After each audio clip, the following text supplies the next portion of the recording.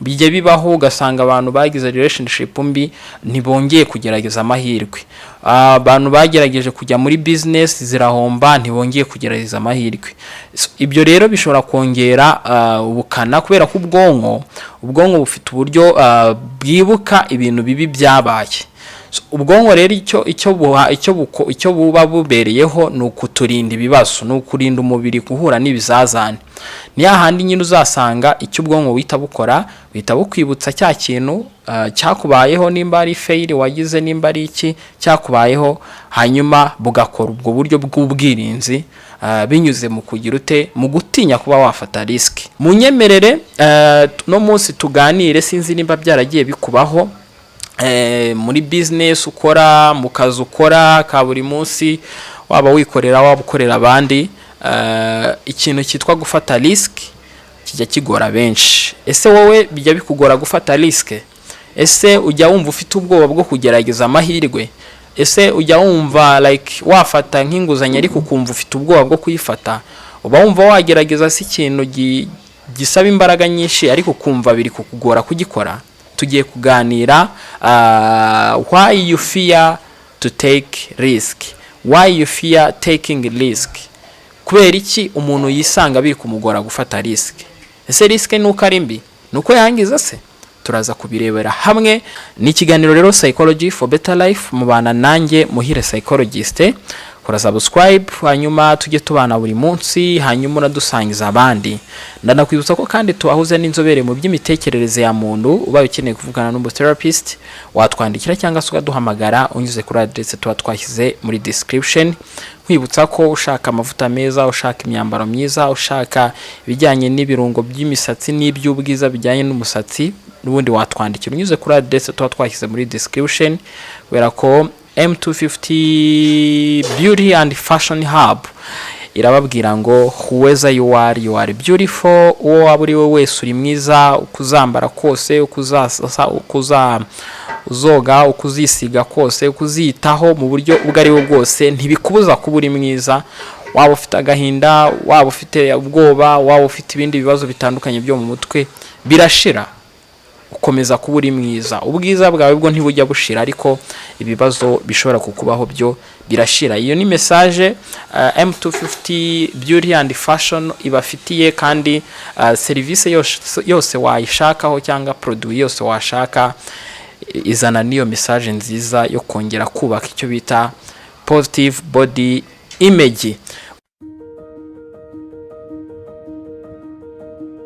Hello, hi Rwanda, reka nongere mbasuze kandi mbahe ikaze mwebwe mwese budahwema gukurikira Muhire PsychActor. Ni channel imwe rukumbi, ni channel tuganira ku bijyanye n'ubuzima bwo mu mutwe, tukarebera hamwe ingingo zitandukanye mu mibanire, mu mitekerereze, mu myitwarire, indwara zo mu mutwe, ibintu byinshi bidufasha kwita ku buzima bwo mu mutwe. Nta handi hantu uzabikura uretse kuri Muhire PsychActor. Channel y'abanyarwanda, waba uri muri diaspora, waba uri mu Rwanda, hirya no hino mu gihugu idukurikiye biroroshye, ndetse no kumenya ubu bumenyi tubuganira mu buryo busanzwe tubayemo, tukagenda turushaho kumva ibigenda bitubaho n'impamvu bitubaho. Nyemerera ngaruke mu kanya turebere hamwe ibintu byagufasha gusobanukirwa nyine impamvu bishobora kukugora gufata risk. Ndacyari Muhire Psychologist, tubonane mu kanya. Yes, ikintu cya mbere cy'ingenzi ukwiye kuzirikana cyangwa se kumenya kuri no ngingo impamvu abantu bibagora gufata risk. Impamvu ya mbere nuko fear of failure and judgment. Abantu bakunze gutinya kuba batsindwa cyangwa se ibyo batekereza kuba bakora bitagerwaho, cyangwa se bagatinya no kubwirwa amagambo mabi ababwira ko n'undi like abajudging, abacira urubanza, kuba criticized. Ugasanga umuntu avuga ati bazankritika, ibi bintu nimbigerageza bikanga bizatuma nyine abantu batambona, cyangwa se isura ryanjye cyangwa izina ryanjye ryangirike. akenshi abantu usanga muri community bafite uburyo babubashykwemo cyangwa se uburyo bazwimo cyangwa se babizi ko kanaka ni umuntu wenda ugerageza cyangwa se ufite ibyo akora bigaragara neza, wavuga uti ngerageje andi mahirwe rero bikanga, hari igihe ya repetition cyangwa rya zina nari mfite rizangirika, ugasanga umuntu uko gutinya gutsindwa bitumye gufata riske yari kugira ikimuviramo bitagenda neza. Icyo ni ikintu cya mbere. Ikintu cya kabiri cy'ingenzi gishobora gutuma umuntu bimugora gufata riske ni past negative experience, ibindi bihe byagoranye wanyuzemo cyangwa se nimba hari ibyo wagerageje mu buzima ugafeiringa cyangwa se ntubitsindemo ntubigereho, akenshi ibyo byakubayeho hari igihe bituma utongera kugerageza. Bijye bibaho ugasanga abantu bagize relationship mbi ntibongeye kugerageza amahirwe, abantu bagerageje kujya muri business zirahomba ntibongeye kugerageza amahirwe. Ibyo rero bishobora kongera ubukana kubera ko ubwonko bufite uburyo bwibuka ibintu bibi byabaye. Ubwonko rero icyo buba bubereyeho ni ukuturinda ibibazo, ni ukurinda umubiri guhura n'ibizazane. Ni hahandi nyine uzasanga icyo ubwonko wita bukora, wita bukwibutsa cya kintu cyakubayeho, nimba ari fail wagize, nimba ari iki cyakubayeho, hanyuma bugakora ubwo buryo bw'ubwirinzi binyuze mu kugira mu gutinya kuba wafata risk. Gutinya kuba wafata risk ni nka mechanism nyine ubwonko buba buri gukoresha kugira ngo bukurinde kongera guca muri cya kintu, kongera ugahurirayo n'ibizazane. Ibyo nabyo bishobora gutuma abantu batinya gufata risk. Ari nayo mpamvu ukuca mu bihe bikomeye niko ubushobozi bwo kongera kubigerageza bugabanuka. Bisaba za motivation, bisaba gushaka abajyanama bongera bakagufasha kwakira ibyo bintu nk'ari ibintu bisanzwe, ugakomeza ukagerageza ko nanone kuhagarika kuba wagerageza ntago ari byiza nkuko turi buze kugenda tugira tubibona. Ikintu cya gatatu cy'ingenzi ni desire for security and stability. Humans naturally prefer certainty over uncertainty. Abantu akenshi uko kiremwa muntu duteye twizerera mu byo tubona, ibyo tutabona ntago tubyizera. Nimba mfite inzozi wenda zo kugura imodoka cyangwa kugura inzu nziza cyangwa kugura ikindi kintu cyiza, tuvuge wenda mfite umushahara runaka uku kwezi impembwa, iyo nkarikiriye mbona bitankundira, nareba wenda ngiye muri business nkabona nibwo byankundira.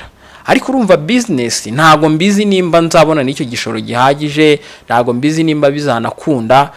Akenshi miti ibyo ngibyo mbitiza imbaraga nkeya, ahubwo nkirebera handi hari umushahara uri kwezuza, ndabizi ko mba nakoze hanyuma bakamemba. Ibyo nibyo umuntu abasha kwizera, naho gukura bya bindi bimeze nk'inzozi akenshi bikunze kugora ikiremwa muntu. Ni nayo mpamvu ababigerageza baba ari bake, niyo mpamvu twese mu isi tudakize. Usanga abakize abaherwe bakomeye ari babandi bagize ubwo bushobozi bwo kureba uncertainty, donc bya bindi biba bimeze nk'inzozi, bya bindi tutabonesha amaso, bya bindi biba biri mu bwonko dutekereza ngo iki kintu nyikoze nakigeraho. Bisaba rero risk kugira ngo icyo kintu ube wakigerageza gikunde. Ariko iyo utakigerageje nyine ukomeza kwigumira hahandi haguhaye amahoro. Icyo nacyo gikunze kubaho cyane, uko kutabasha kureba kure ngo twizerere mu bintu bitagaragara, nabyo bishobora gutuma umuntu atinya gufata risk. Ikintu cya kane cy'ingenzi ni low self confidence. Iki ni ikintu gikomeye. Abantu benshi kuri iki gihe bibagora gufata risk kubera ko baba batinya ko babibonamo ubushobozi buke. Avuga ngo iki kintu sinagikora, sinakora content se navuga iki, sinakora business se naganira n'abantu gute, nabona abakiriya gute. Kutibonamo ubushobozi bituma umuntu atinya gufata risk mu kintu gisaba bwa bushobozi. Ibi rero usanga nyine umuntu abona ko ashobora gutsindwa kuruta ukabona ko ashobora kugerageza ikintu kikagira kigakunda. Kwiburira icyizere nabyo rero bikunze gutuma abantu batinya kugira gufata risk. Ikindi kintu gikomeye tugiye gusorezaho ni family and cultural influence. Family duturukamo n'imico yacu bishobora kutwinfluence cyangwa se gutuma dufata risk cyangwa ntituyifate. Kubera ko sometimes families and the community encourage caution to protect the loved one from disappointment. While this advice may come from good intention, it can also discourage healthy risk taking and personal growth. Inshuti, munyamuryango, societe urimo ishobora kugufasha ikakugira inama ikavuga ati nyamara ibi bintu wibikora uzahomba, uzatinda kugera ku musaruro. Abakugira inama abikunze yumva ko ari kugufasha, ariko mu by'ukuri ni inama ishobora gutuma nanone igusubiza inyuma, ituma utagera kuri iyo success, ituma udakura, udatera imbere bihagije, ukagumya muri kwa kudindira aho kugira ngo ube wafata ya decision ujya mbere. So rero famille, inshuti bashobora ku influence nabwo umuntu kuba yafata decision, yafata risk. Ibi ngibi rero icyo bitanga, iyo bitagukundiye ugumya hahandi waruri, ugakomeza ukiberaho nyine muri ubwo buzima busanzwe warurimo udatera imbere. Gufata risk ni ibintu bigamije gutera imbere, ntago ari ibintu bigamije gusubiza umuntu inyuma. Calculated risk ziba zikenewe mu buzima. Hanyuma n'abateye imbere nyine nkuko nabibabwiye, yaba mu Rwanda no hanze, murabizi nababa baragiye bagira ubwo bushobozi bwo gufata ibyemezo, bwo gutinyuka, bwo kwirengagiza kwa kwishidikanyaho, kwa kwibonamo ubushobozi, ahubwo bakavuga bati ndabishoboye, ibi bintu nshobora kubigerageza bigakunda. So ibi rero ni ibintu bikunze kuba byafasha cyane. Message nabaha nsoza: fear of taking risk is often rooted in fear of failure, past experience, self-doubt, and the desire for security. However, growth really happens inside a comfort zone.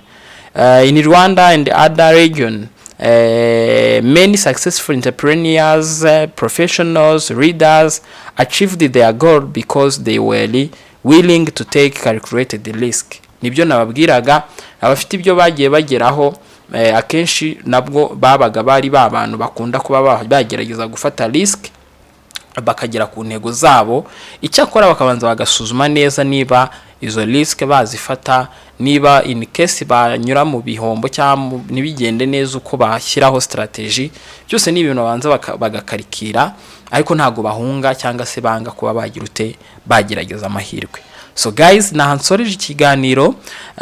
Kora like nimba wagikunze, kore subscribe, hanyuma tujye tubana. Ukeneye ubufasha bw'inzobere watwandikira cyangwa se ukaduhamagara unyuze kuri address twasize muri description. Nge nari Muhire psychologist, ikiganiro cyacu naho butaha.